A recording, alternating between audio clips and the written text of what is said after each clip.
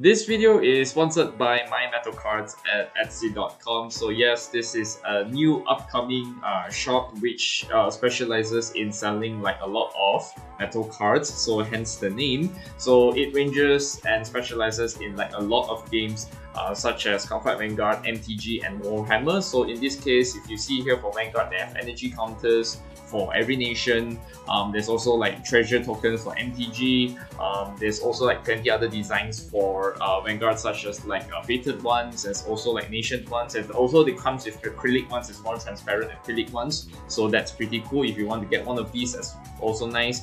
And also there's plenty of other designs which are not in this shop, but you can custom pre-order them. You can like order them customly, such as like my Chronojet black and white energy counter, which is like 0 to 10. There's also like black and white like nation cards such as like Brungate, which I have over here, and also like they have like IoT energy like energy markers, energy counters, which I have like all three, like bronze, silver, gold respectively. So that's about it.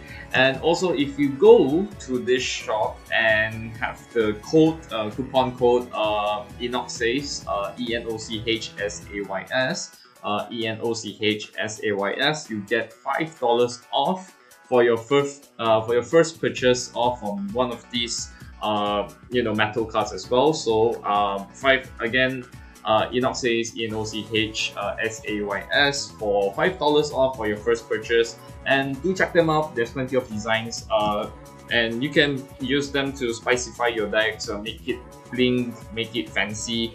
Do keep in mind that since these are custom-made energy markers or whatsoever, counters or whatsoever, you cannot use them in like official Bushiroad tournaments, but you can use them as a form of like collection or whatsoever. And there you go. Just pick one of these up, and hopefully you'll like them.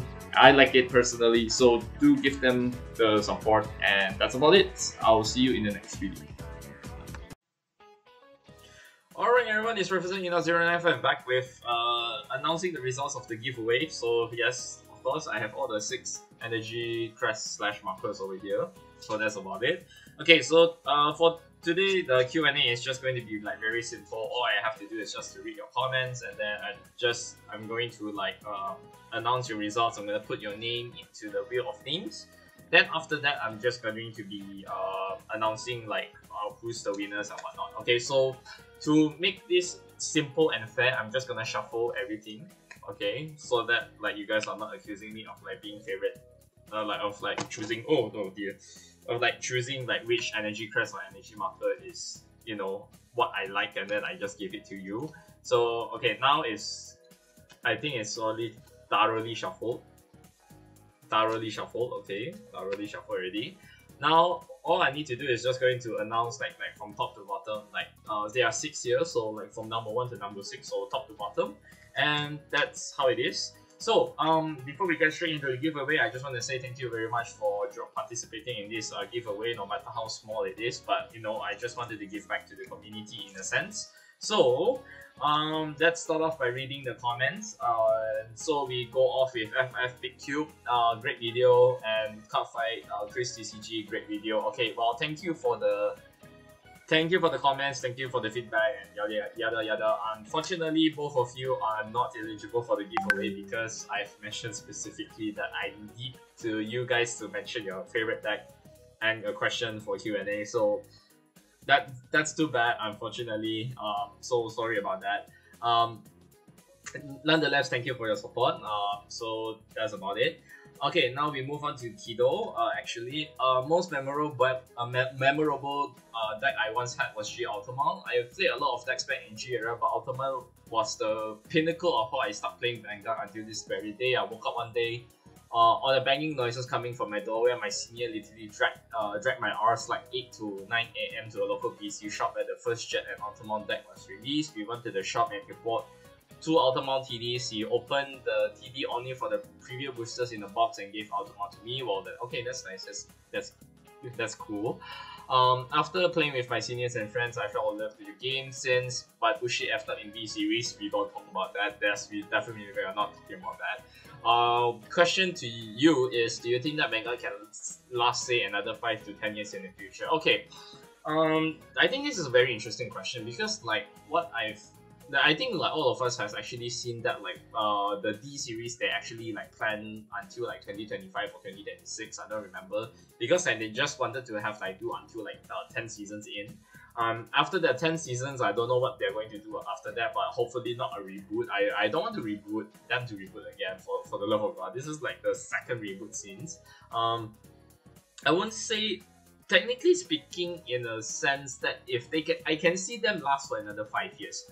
Another 10 years is another bit too far-fetched for me because like in the cycle, I think this is also like applies to the cycle of PCGs in general. Because while you're not technically removing any I would say like you don't remove the core general essence of the gameplay and how the game style is. You know, drive checking, swinging with like vanguards and rearguards. Sometimes within card games in general, they need to have like a lot of innovative new ideas so that the game doesn't get too stale or get too boring, which I can understand. I think the most interesting ones is that if you look at Pokemon and Yu-Gi-Oh I say a comparison because like they have a lot of like mechanics like say EX and then like VMAX and V-Stars. All of them are like a very good, innovative and creative ways to how to advance the game in general. And Yu-Gi-Oh with the whole pendulum summons, exit summons, all of these things, right? So you see, I don't mind having the whole new playstyle coming in. I think the most biggest change so far that I've enjoyed, especially in Vanguard right now, is the introducing of right decks and over triggers. Well, of course, to be fair, over triggers is not a everybody hated the over triggers because like the amount of like unfairness like put like gear into it. So as long as you check an OT, you just shake hand and just hoop, right? You know, and all that stuff. But the right deck was one of the major changes. I would say like the most enjoyable things I've kind of like enjoyed so far, especially in the D series. So I think that's the very good way like moving forward because it has like a lot of advantage in like saying that they can actually pull in not only like how you say new players.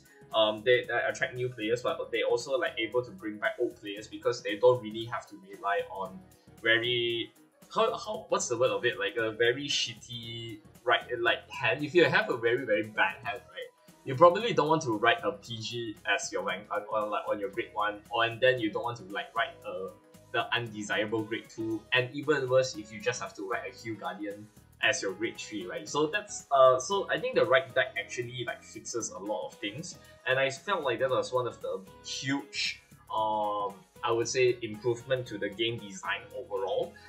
But whether or not this kind of like innovative changes can last for another 10 years, it's hard to say. But hopefully we can last a little bit longer, like what Yu-Gi-Oh did with like quarter century, like 25 years in, and Pokemon as well. They have been doing this for 30 years. So you take them as examples, and then you run through like the history of like having like new designs, new gameplay, like new game mechanics, yada yada, and all that stuff. So Vanguard 5 years in is possible. It's just that 10 years in is a bit hard for me to analyze on that. I mean like hard to tell. So thank you for Kido for that question actually. Hanglip, alright. All-time favorite was Liberators. Okay, goated. I'm not sure like which Liberator was it. What's your favorite Liberators? Like Bluish Flame Liberators or Garmor Liberator? Monarch Sentry Alfred. I think. Wait, is he a Liberator? Alfred is a Liberator. Monarch Sentry Alfred. Yeah. Alfred, Monarch Sentry Alfred, yeah, okay. I assume it's going to be Bluish Flames, but personally speaking, I also like Liberators. I like Bluish Flame Liberators because back then in Legion, it was very disgusting.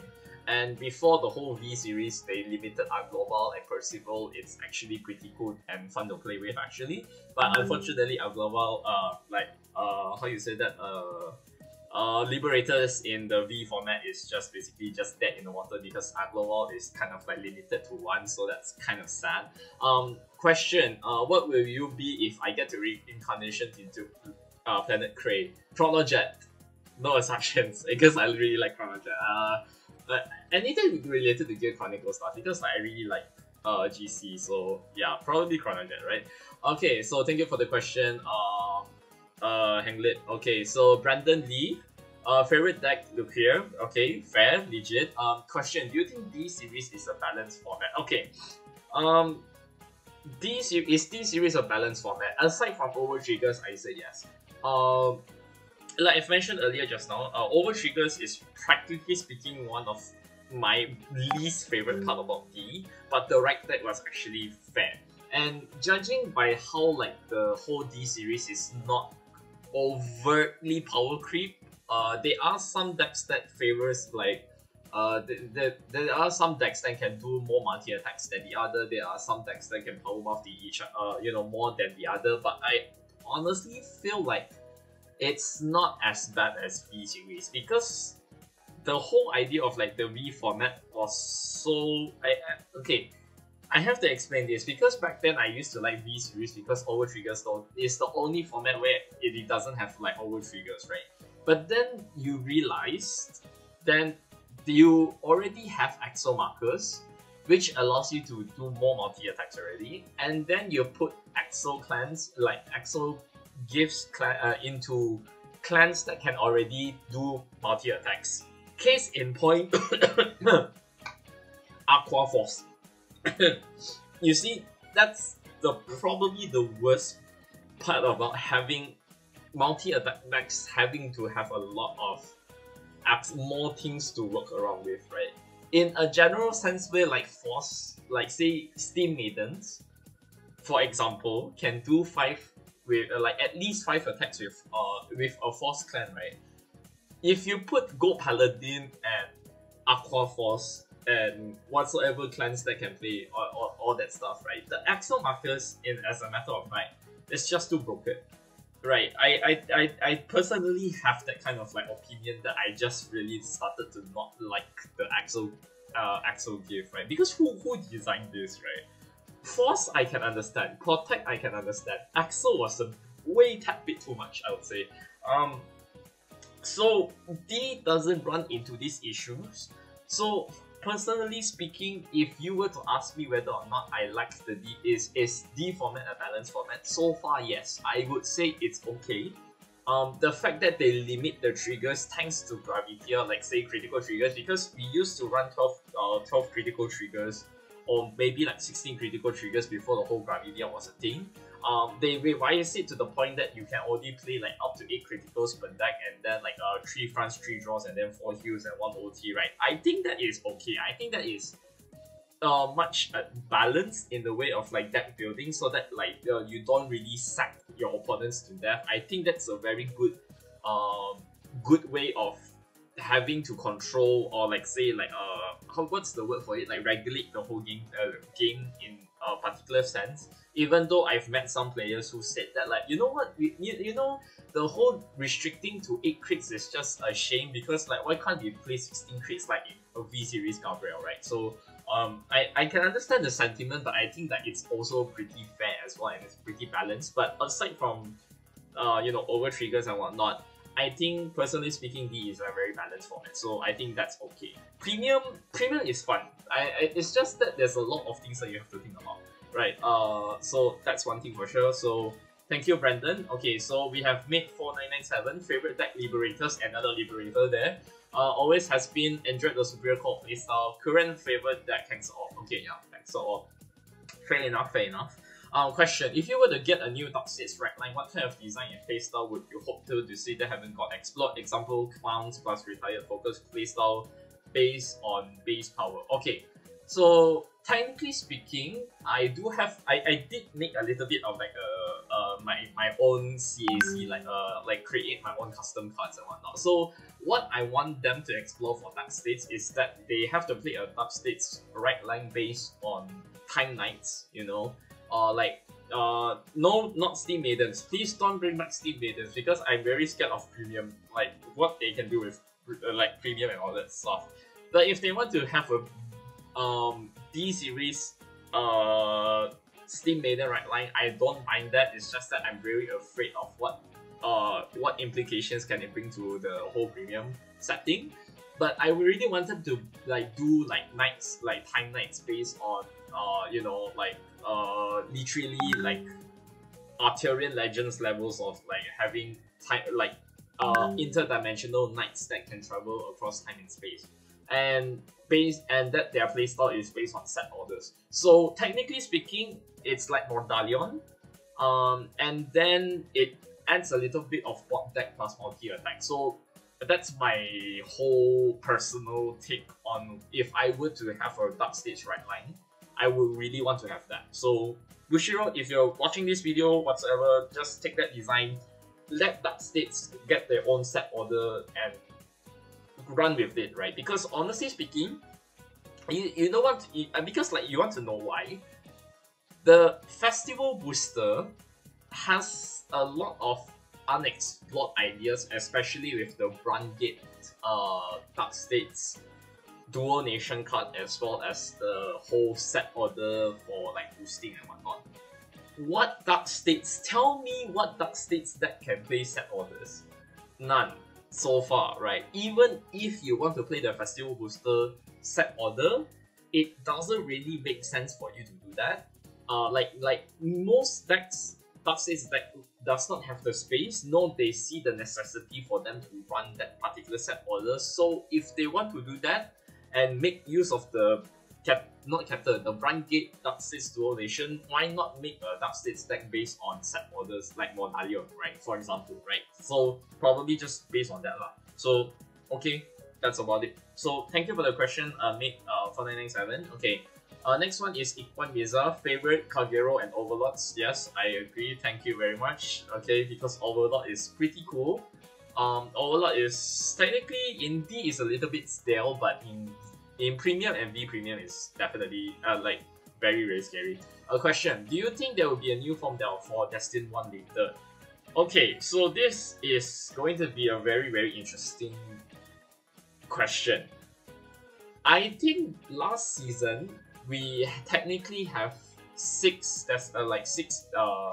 what you call that, fated ones. Liao Amorta was the how you say the surprise destined one, but like as most people did not predict that, how you say that, it's not nationless like before Gira. So they could probably do a similar route on like doing a 7th destined one, but we just don't know like which nation.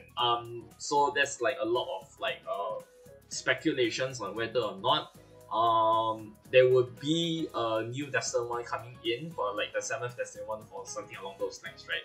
However, I have to, you know, what you call that? I have to put a spoiler alert. Okay, so for those of you who have not watched the anime, spoiler alerts, please skip the next 2 minutes or so, okay? This morning's episode was that the Fated ones and the Destined ones were supposed to have a team battle, and whoever has like the most teams, like say most team wins, like say 4-2, the whole team gets to make their own wishes, and the losers, well, you don't get anything at all. But in the case of 3-3, where they have like a tiebreaker, one representative have to step out and probably play the whole game until a victor is decided, right? So I think, speculating that in this particular general setting, if the anime wants to go for the idea of like style, like a tiebreaker 3v3, like 3-3, they might put Sibyl and Garbabilius to fight. However, would it be like a new Destined 1 for both of them? It's hard to tell. So probably we might get a 7th Destined 1 or we get an 8th Destined 1, who knows, right? But whether or not what nation they are playing is very hard to say, because like we didn't expect Liao and Mortal to be technically speaking in Captor. So for Captor mains is a bit sad because they have to spend like the most money to try to build Liao and also Rezael at the same time. So the new Destined 1 is probably a little bit speculative, but I think they will. I think they might do that. Given the whole, we can probably predict what's the plot gonna be like, right? So I already expected like today episode was Suo is gonna lose because like they have to showcase Aikawa's if they still won by any chance. I think next week if Taizo versus the YCO guy, I think Taizo is gonna win, right? So it has a pattern to it already, so it's predictable. It's really predictable. So I think there will be an investment. Okay, so thank you for the question, Ikwan. Shafiq Ashraf. Okay, as I didn't play during OG and G era, I'm mostly experienced playing this deck from Vanguard Zero. Okay, which some of my favorites are Revenger, PBA Legion, Goated. That was a very good Legion deck back then. Deleters and Vanquisher. Oh, Vanquisher was annoying. Well, in V is Musketeer and the Blood. Okay, yeah, Musketeer is okay. V is the Blood is pretty funny because like you have to kill. It's either you have to kill or you don't kill. So V Musketeer I feel like pretty fascinating in terms of the playstyle. This series might be Kyoka, simple and fun, and Luwak the Killer. Okay, fair enough, fair enough. Kyoka is actually pretty fun right now, to be fair. Question: what do you think about Legion? Do you think Bushi will do it again in the future? This is the most funniest question I've technically like come across when I read the comments, right? Because here's the thing, they come out in counters like Lucia, Maelstrom, and Minerva. All of them are technically limit break cards, right? When a year prior to that, you have Chrono Jet Strike, right? So they actually brought back Strike into the whole gameplay into D, which if let's ignore Messiah, let's ignore Hari, Night Rose, Luwak, Shirley for now. Okay, let's ignore that for now. For Chrono Jet, his aesthetic is Strike, right? Correct?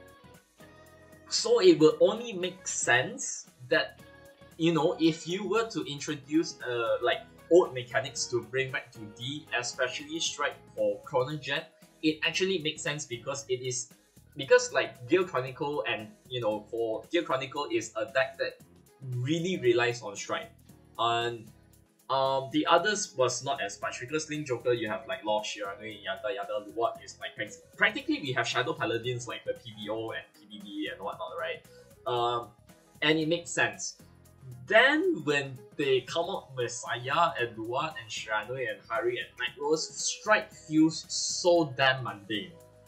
I have to say this as a Chrono Jet player, as a person who actually enjoyed GRL, as a person who really enjoyed Strikes, I think it's a tad bit overused in the whole D format where they don't really want to do a lot of like legacy, like go back to encounter/legacy mechanics and gameplay. But I can understand the appeal of why it's very popular in the first place. Because it's old units like Blaster Blade, Lucia, Minerva, all of these are very very nice arts. They have like very nice gameplays and game designs and playstyles incorporate into it. So for it, I think like nostalgia and pandering, like how you call that, like nostalgia bait or nostalgia pandering is healthy in a sense, but I felt like sometimes it's a bit too overused. Then again, to answer your question, I don't think they will do it. The closest that we have gotten was Mama Saga, but even then the art, I'm just only saying this as in the terms of the art and not the gameplay. Legion, if they want to bring back Legion, I don't know how they want to bring it back, and I don't know who to bring it back if they want to do Legion. What are you going to bring back? Blaster Joker? I don't know, but to be fair, I don't think they will do Legion anymore at this point. Nor they will gonna bring back Limit Break, because if they were to bring back Limit Break, then they could already done it with the chance with like some encounters like Minerva, Lucia, Maelstrom, Ezel, yada yada, and all that stuff, right? So I think it's a little bit too late for that, but I can also understand why, because they wanted to approach the game like what I've mentioned earlier. Sometimes you need to be innovative, you need to be creative in your game designs to say that like make this game not feel like a repeat of 2014, not to make this deck a repeat of 2016 with the whole time leap shenanigans, because I really love Time Leap. I have a love-hate relationship with Time Leap. I love the game design. I hate it that I got shit on and got hated on for playing that deck. So I can understand the sentiment. But I think the whole point of B series was that to explore old right lines and new right lines in a much more fresher way that you don't really that it can be nostalgic at times playing it, but you don't make a repeat of 2014 or 2016. I think this is just my general opinion. So if there's anyone out there who disagrees with me, please feel free comment in the comment section down below, because I can have this conversation day and night about this whole thing in general, right? So thank you, Shafiq, for the question. So I don't think they'll bring back Legion, not gonna lie. Okay, last but not least, we have Raid's favorite legacy deck: Aqua Force, Tetra Drive, and Transcore. Oh, I haven't heard of Transcore for a very long time. That is a very, very old deck. Okay, the deck that got me into this rabbit hole, congratulations, down there, there's no escape. Favorite E-deck, Lascaria and Seraph. Oh, Seraph is annoying. But Lascaria is like very defensive as well. So yeah, that's good. QnA, I'm curious what are the sleeve check standards in official tournaments, because I'll sometimes get a few Bushiro oversleeve being rejected even they are freshly unsealed. Okay, to answer this question, I think it differs from area to area, from zones to zone, from different countries to different countries. So I think like Malaysia sometimes it's not like super strict. I'm not saying like they're not strict. I just think that they're not super strict. I'm not sure like what if the scene is like in North America, in Europe, or in Oceania. Because like sometimes they have like different regulations. That's the first my first answer to like say that like different zones might have different levels of strictness depending how they check your double sleeve. Second of all is the product defects. Sometimes you realize when you buy like new outer sleeves, like say Dragon Shield or Z sleeve or Broccoli sleeve, it will be sometimes that they are a little bit of like product defects. So you really can't avoid that when it happens. That's kind of a bummer, but you know, it is what it is. So personally, if you were to ask me, I would prefer you guys to get the Z sleeve because it's my personal favorite right now. Their second favorite was almost the Broccoli sleeve. I think that's my closest second. And sleeve checks, like over sleeves being rejected, I think there's a few caveats to this. Because of course, everybody will have to understand that you are not allowed to use like anime style, anime size sleeves used in one shots and Digimon or Pokemon. So those are like technically not like Japanese size sleeves, right? Vanguard and Yu-Gi-Oh is technically like Japanese size sleeves for white shots. If I'm not mistaken, white shots is also that standard sleeve. White shots, Pokemon, Digimon, they are all using this kind of like, and One Piece as well. One Piece is also like standard sleeve, right? So it's not really how you say, it's not really advisable in a tournament setting that you put like a mini card sleeve into like standard size sleeve. So in official tournaments, that is a huge no-no. But outer sleeves, I think it also have to follow that general sets of rules as well. Because if you want to have like an outer layer, you must make sure that your outer layer has to be mini size as well and not standard size. So for example, let's say this is a mini size sleeve, right? So this is a Unica. Okay, so you need to find sleeves that are really perfect fit in the case of like having your edges like really fit and not leaving a lot of room to wiggle as your outer sleeve, so in a sense, like if your card is in the inner mini size sleeve like this one, it's okay. But if you're putting it in the outer sleeve, that's where I think they probably need to like warn you a bit, to give you a warning, like you need to change your outer layers, because sometimes like shuffling is a bit hard as well, and their cards cannot be like streaming like left and right and whatnot. And also I think I've come across the idea of like you can't really cheat as much, if I'm not mistaken. I don't know how they actually come to that conclusion, but it is what it is lah. So an idea like Bushiro oversleeve being rejected, yeah, it has to see on like whether or not like how strict is the area is, and then look at the product, is it defected or is it like perfect. And third of all, you need to have mini size sleeves. So that's about it. I'm not sure like what circumstances that the Busher Overseas is being rejected.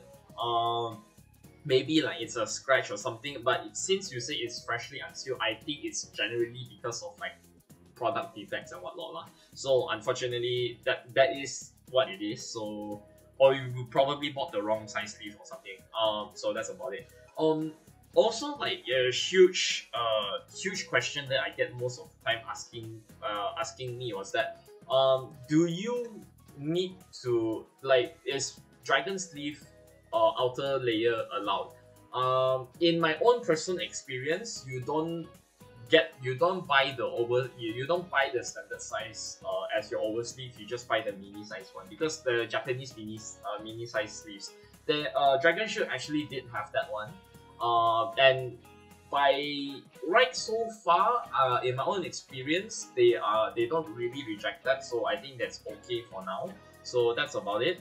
Alright, so thank you guys for your questions. Now we get straight into the whole giveaway stuff. So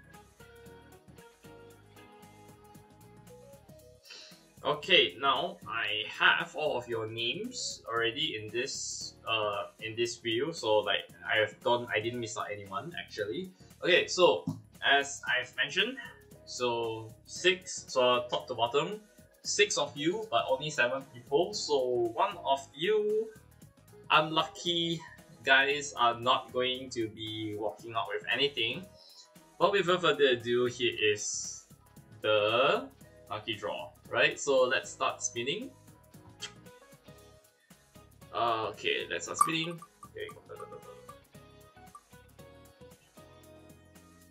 Breaks. Okay. Breaks is the first. Okay. Congratulations, Rex. What you're getting is Dragon Empire. Okay, cool. Very cool. Okay. So Rex, you have the Dragon Empire energy counter. So next one we have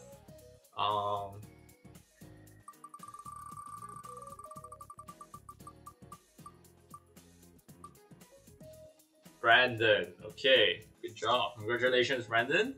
What you get is Sagitta Absolute Zero. Okay, energy crest. So very cool, very nice. Okay, and the next one we have